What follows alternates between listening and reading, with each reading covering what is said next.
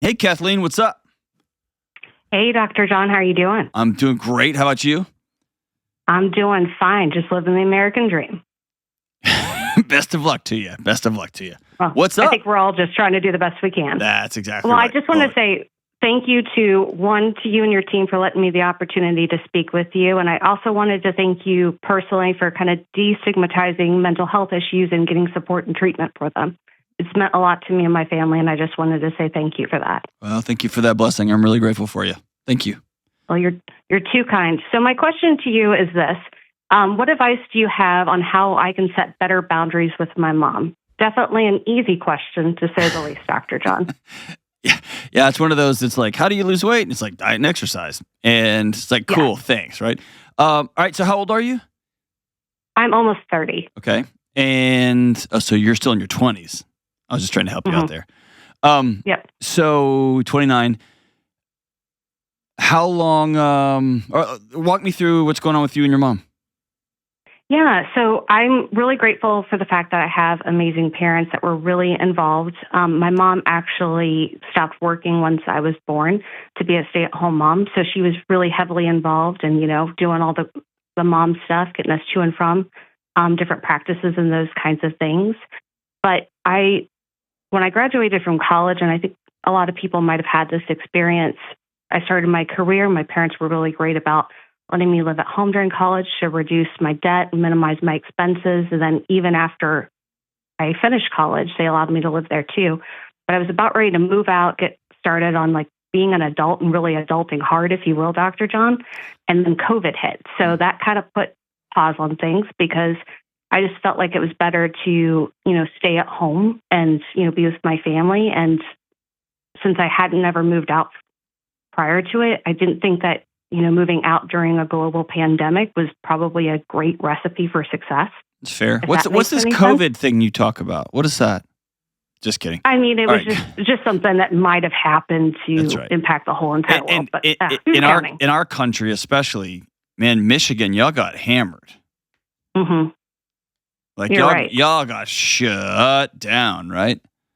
Mm-hmm. Okay, so it was just nice to have people that you could actually see and give them a hug. Oh, sure, yeah. I mean, you don't have to justify it. It is what it is, and so you basically, without meaning to or unintentionally, you open your eyes and you're what, 26, 27, and you've lived at home for 26 or 27 years. Yes. Okay. All right. You're 100% right. Okay. So I was about a year and a half into COVID. I was, had been in my career for a while, and I was, things were starting to let up, and I was like, I'm ready to move out. I'm ready to kind of kickstart that next chapter into adulting, if you will. And I was a couple of days away from getting the keys to the apartment, had the utilities all set up, had furniture bought, the whole shebang. And unfortunately, my brother passed suddenly. Oh, man. And what happened with your brother? He unfortunately died by suicide. Okay. What was his name? His name was Johnny. Okay. I'm sorry. Thanks. Good guy?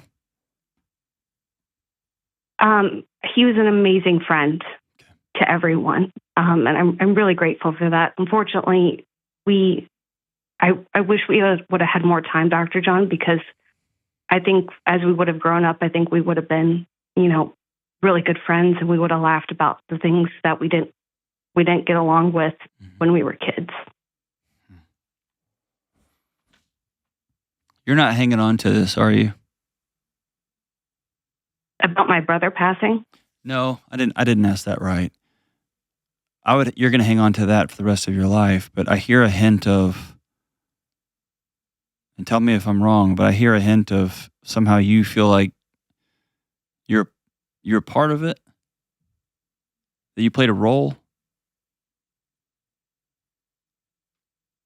I think as I was looking through the timeline, the hard part that I have about the timeline is I know this is going to sound crazy, Dr. John. I had a premonition when I was younger about how my brother was going to die and how I was going to find out about it. Okay.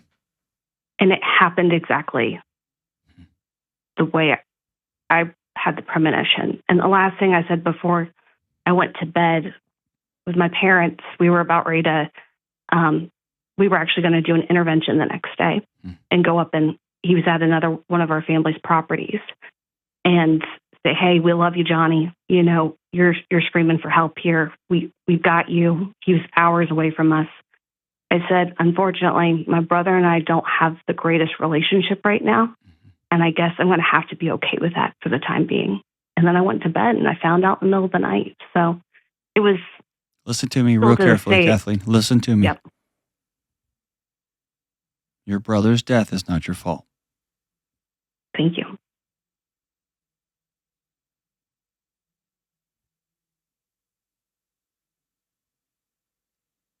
Thank you for that. You've got to choose to believe that. Okay? Mm-hmm. You have to let that into your chest. I can hear you deflecting it. Yeah, it's hard, you know, if that makes, you know, sometimes I wonder if I was if you would have done something differently, would it have changed? I know. That's the haunting question that all people are left with when loved ones pass away, especially the way he died. Mm-hmm. And there's a million things you wish you could have told him. Oh, yeah. But his death is not your fault. Was he hurting for a long time?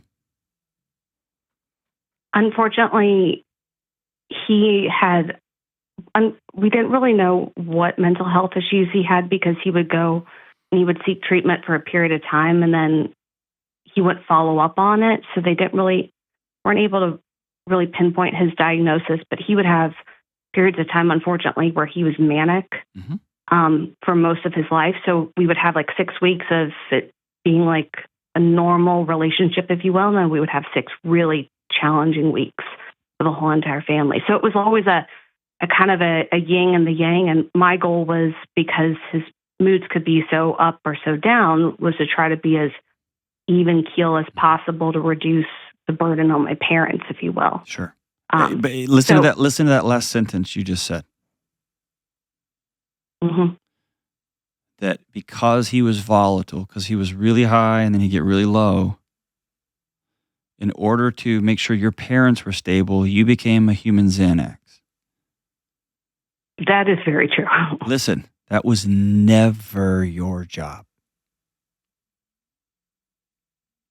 And since you've taken responsibility of your parents' well-being, their emotional stability, as well as your brother's health for all these years,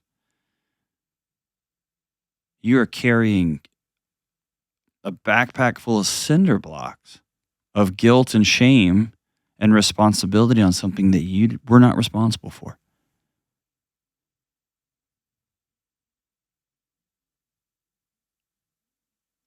With all my guts, I'm not gonna beg you, but I'm just gonna implore you, please entertain the idea that this isn't your fault. That your brother was hurting a lot. I will do my best. Do what? I will do my best, Dr. John.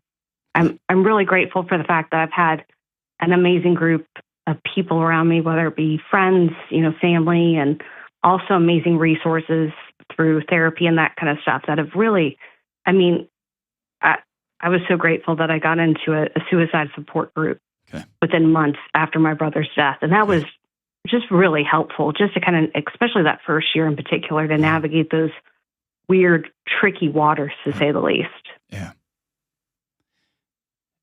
And you know now with a big exhale that he's not hurting right now? Yeah. I think that's the best part about it is it doesn't hurt. Yeah. It didn't hurt. Wish he was still here because y'all are hurting.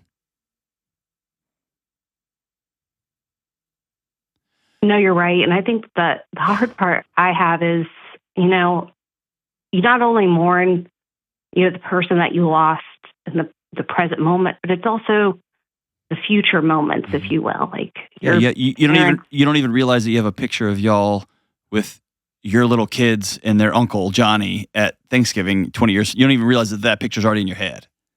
No, and people ask me all the time, they're like, what's one thing that you wish you could do? I'm like, I would love to sit around bonfire with my brother in our 50s, gabbing about stuff and be like, do you remember X, Y, and Z, and having our kids, running around and then be like, oh, remember that time that I told you X? Well, I actually did Y and Z instead of it. And, those kind of things that you grow and you develop into. And to a certain extent, we didn't always have the bestest of relationships, but,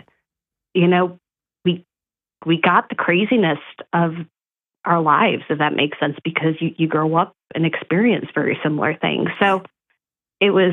Hey, Kathleen. It's a really sad thing, but he's in a better place. I think your relationship was better than you thought it was. You've mentioned that multiple times. Mm-hmm. I want you to take a huge deep breath, and I want you to exhale, and I want you to let that one go.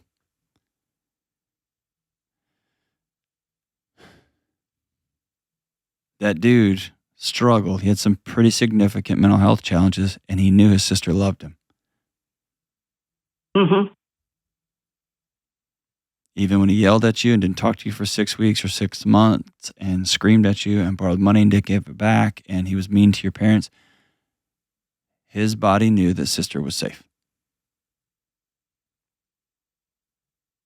No, you're 100% right. I think, I don't want to say this, and you've mentioned this before. Sometimes unfortunately, you show the worst sides of yourself to the people that you know that love you the most. Mm-hmm.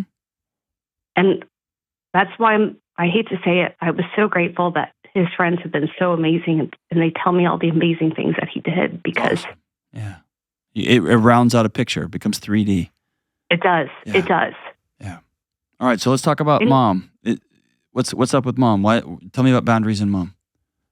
So my mom, she has always been super hands-on, like I said, throughout our whole entire life. And my brother and I would look at each other because she would get super hyper-focused on one of us or one of our grandparents, if you will, because she was a stay-at-home mom. She had just a lot more flexibility than most to, be very caring and very attentive. And it was almost like we could count and be like, tag, you're it. And then but caring and attentive can be highly intrusive and overbearing. You are 100% right. Okay. So I thought at one point in time that I would become an adult and it would, how do I want to say this, evolve with the older I got, if you will, to be less intrusive, less hyper-focused. And benzodiazepines are highly addictive. Mm-hmm. That's what Xanax is. Yes. You have been her Xanax forever. Even helping her manage her son with some pretty significant mental health challenges. Mm-hmm. It don't matter if you moved out. You were still her drug. That's a very good point. I didn't even think about that. It's almost felt like I'm her emotional support human. I was about to say you're her emotional support pet, but you went with human. That was good. That's exactly what you are. I think I'm a human per what I know, but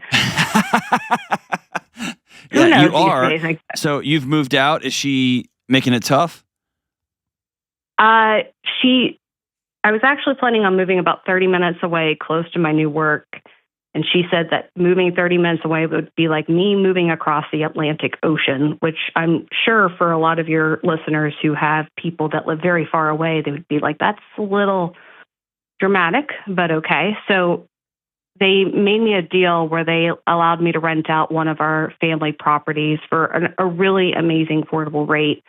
And I'm so grateful for that. And it's about 10 minutes away from their house, which is lovely. We've got a lease and everything that says that I'm the tenant, that this is my property, that I... Kathleen, you're living at your mom's house still. Yes, I'm living in one of our family homes. That's right. But not with my parents. I'm living on my own. But you're living underneath your parents. Correct. Yes. And so they're going to be overbearing. And there's not going to be any boundaries because as far as they're concerned, you live in one of their rooms of their home. It's just down the street. Yeah. And because they're cutting you a deal, you owe them. That's a very good point. That's not a deal. That's part of their 401, 4E, their investment in their emotional support fund. Mm-hmm. And you're paying with little chips off of your soul. That is a very good point. You have to move out and pay full rent somewhere, and you have to learn to establish, because here's what's starting to happen as you turn 30, you're starting to wonder if you could. Yes. No, you're 100% right. And if you don't develop the strength, it's like if you carry around a toddler too long, it will delay their walking. Yes. No, you're right. You have to trust, I can handle an apartment, I can pay bills, and I can be scared in the middle of the night and still go to sleep and wake up tomorrow. Like, I can do those things. Yeah. I can call someone to fix the plumbing, and I can get ripped off and be mad and never do that again. Like, I got to learn those things. No, you're 100% right. At some point, you have to decide, I'm going to stop. That my service to humanity is going to stop being an oxygen tank for another functioning adult. Mm-hmm. And I'm going to develop strength of my own so that I can serve my family, myself, my local church, my community, wherever you choose to invest it in moving forward. Mm-hmm. But you can't do that right now because you can't give what you don't have, and what you don't have right now is confidence because you've never done it. No, you're right. And I thought how do I want to say this? When my brother moved out into the other property, I thought, oh man, that's a fantastic safety net. You can learn how to be an adult, if you will, but then, if you needed to call for help. It's a leash. It's a leash. Yes. You're 100% right. Yeah, it's not a safety net, it's a leash. And that is a good point. And if mom can't breathe without her 30-year-old child living under her wing, then mom has some work to do. That is a very good point. And Kathleen, you can't do that work for her. That is also a very good point. That's the hard part, is trying to put in as much work as I can to me, and, trying to a certain extent, there's been a lot of trauma and things, and working through all of that. There has. But I can't do it for my mom, and I can't do it for my parents. You got to do it for you. Mm-hmm. And I think you're worth that. You're trying to train for a marathon right now with the respiration mask on and a leash. That is, that's a good point. You got to start learning to run. I think you're going to find you're way stronger than you know that you are, than you think that you are, but you're not going to know. No, you're right, because I hate to say it, to a certain extent, like I feel very successful at my job. I get people that say all the time, they're like, whoa, you're way ahead of the game than where I was even at my age, and I'm in my 40s or whatever, late 30s.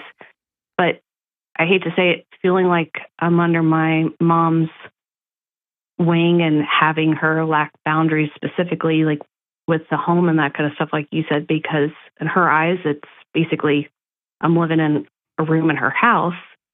Yeah, I'll say it in a weird way. She's not lacking boundaries. She's just going into her property. That is very true.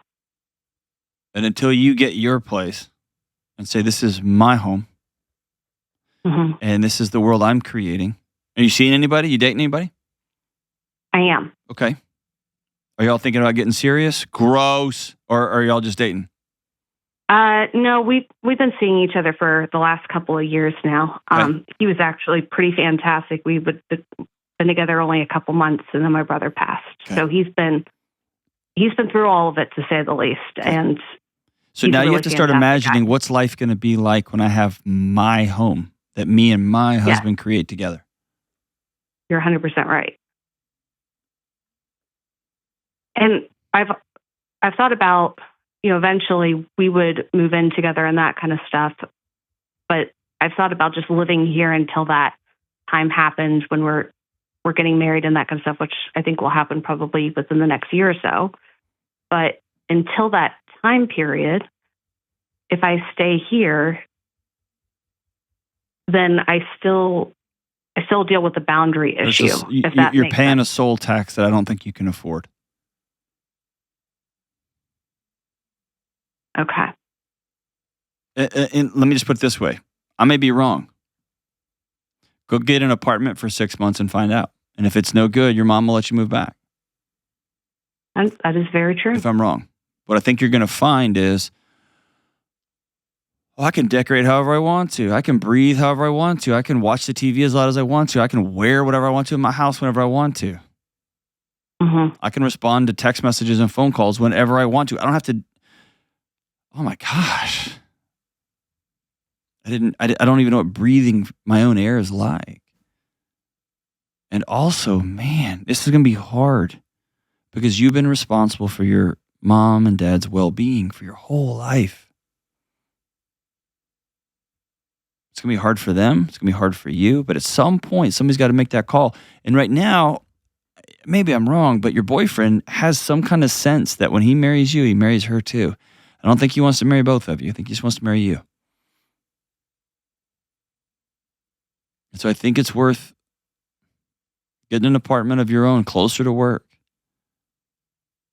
And again, remember, it's so much closer. She says a half hour closer to work. That's an hour a day. That's your time. It's your soul. You're worth that time. And I also am not somebody who believes in you just cut your parents off. No, mom's probably doing the best she can with the tools she's got. And so we're going to be honest with mom and say, Mom, I'm 30. I got to grow up. I got to get my own place. And y'all been cutting me a deal. This is amazing. And it's been 2 hard years. And I'm transitioning into work that I'm crushing. I'm transitioning into this may be the one. This may be the guy. And I'm going to start taking my own steps on my own sidewalk. And I love you and I will honor you guys every step of the way. But come September 1, I'm moving out on my own. Come October 1, I'm out on my own. I'm going to go get my own place. You're going to feel anxious and you're going to feel all that. And those feelings are going to be right because your body's never done this before. And my guess is you are going to feel deep and profound peace that you didn't even know. And you're going to feel guilt too because of mom. She's going to say some stuff. Whew. I think you're worth giving it a shot. I think you're worth moving out. And I think you're worth the boundaries. Hey, mom, this is what I need. And asking her, I need you to respect this. And that's going to be new for her. She's going to bang her head up against those boundaries and see if they hold. I want you to know, I think you're worth those boundaries holding. Thanks for the call, sister.